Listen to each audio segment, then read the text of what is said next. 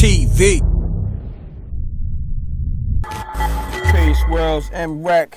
I'm here with a special guest, my brother, my partner. Pleasure. How you? It's a pleasure, man. Hi, I'm Samantha Kumiko. Hey, I'm Kiara Gomez. And you're watching M-Rec TV.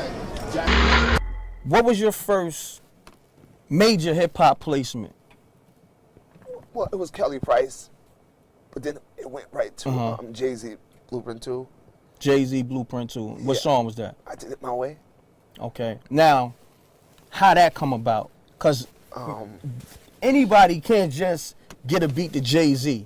Yeah, that's... So we got to let that be known. Because that right there within itself is amazing and it's a journey to get to. Well, just that right there was pretty funny. Seeing how I got the call. At the time, I was on a milk truck. Wow. Helping my boy bring milk into the basements on the bodegas.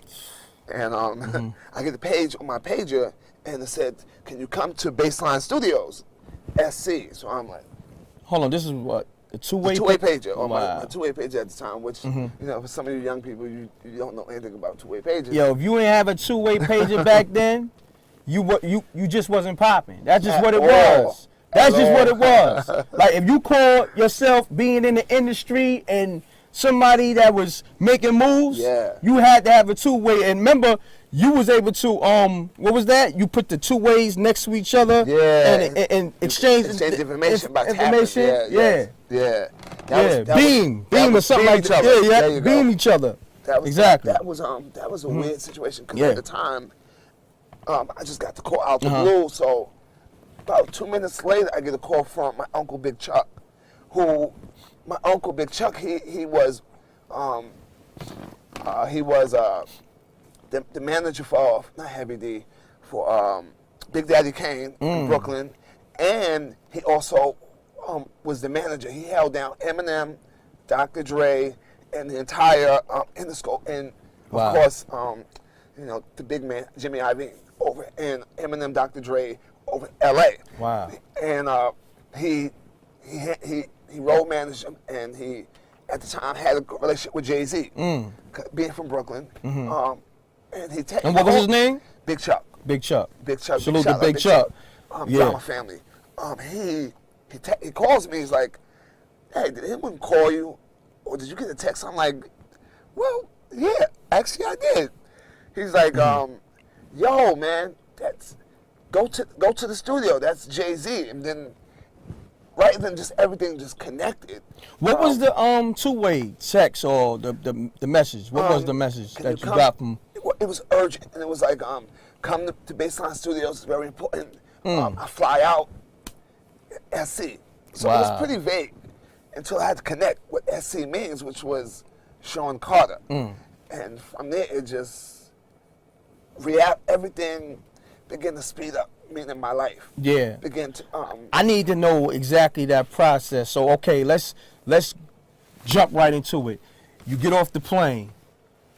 Now you jumping in a cab or a car come pick you up. Let me know the process. Well actually, because the album was done here in Baseline, so it was done in the city. Okay. So I get there, which is funny.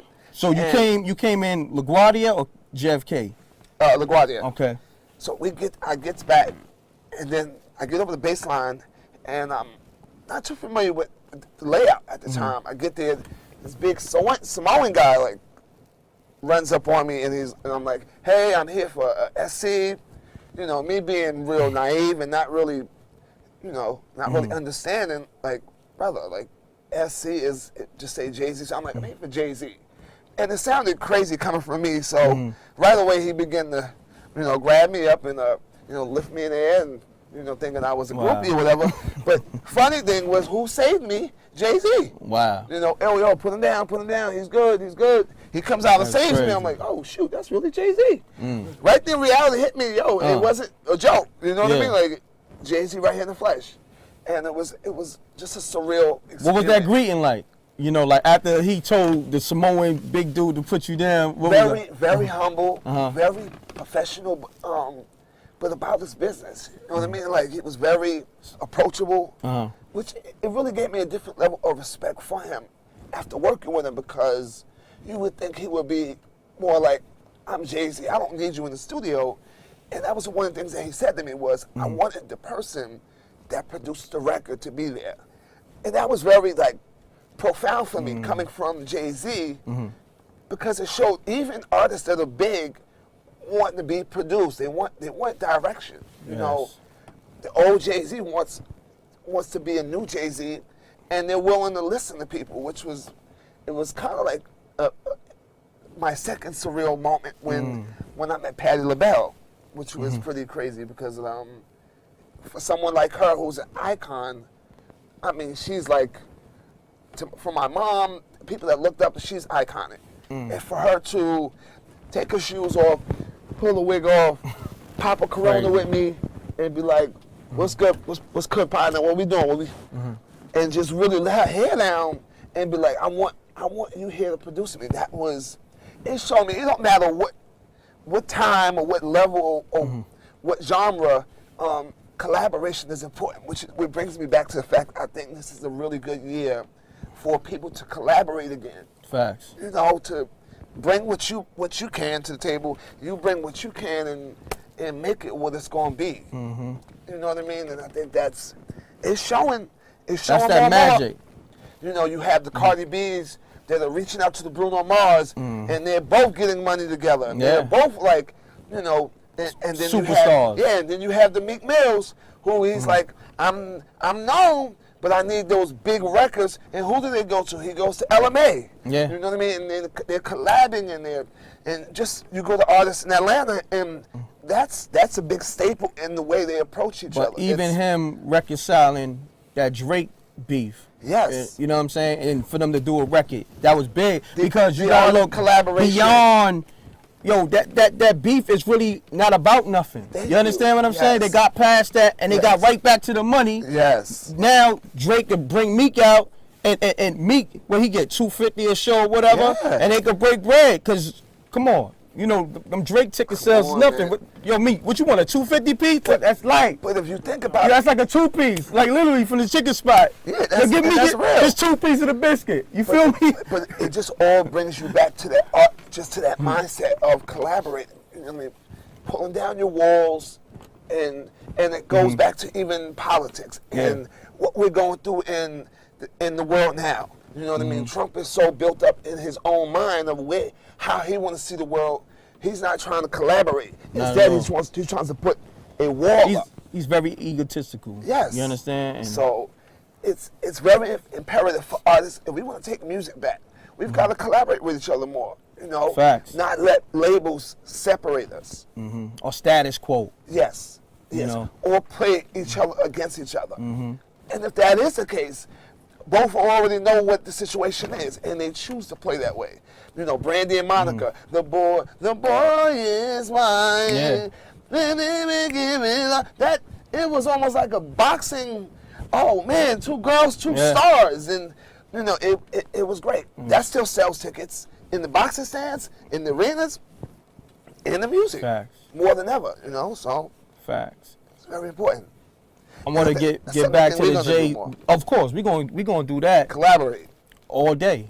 That's the whole project gonna be a collaboration. You know what I'm saying? But I want to get back to the JayZ thing, because this is me still a fan of the music, and then also I'm living off your experience. You know, so to speak. You dig? And virtually. I honestly think that.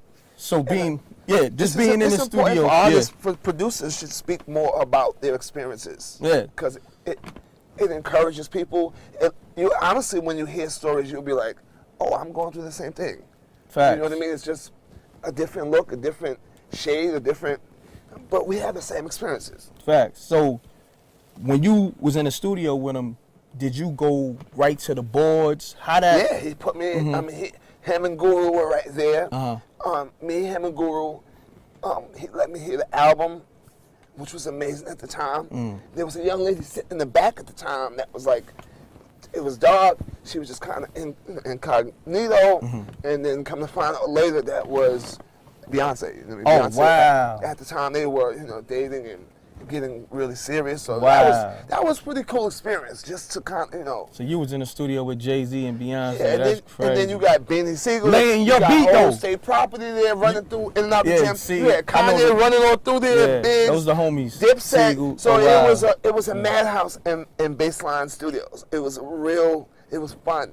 So You know? when you got there, was the record already recorded? Or, No, okay. which was I actually, need the whole process. I mean, actually, it was actually crazy because to see him work was like, it was amazing. He didn't do much. He didn't do no writing. Okay. He did more listening than he did writing. And then when he knew he was ready, he would just kind of put it in his brain. And then when he knew he was ready, he just told Guru, I'm ready. And Guru went in, and it was pretty fun just to see the making of a record. That's why a lot. And both of them is professionals, Guru Yeah. and JayZ, because it's like that's a marriage made in heaven. The artist with the super engineer, and then the super producer, together. the producer. At that time, you was a producer on the drum. Peace, world. To promote your music or promote your business by placing an ad on MREC TV, contact MREC TV Promo, MRECK TV Promo at gmail.com. Peace. Oh yeah, subscribe to MREC TV, youtube.com/MREC TV. I'm gone.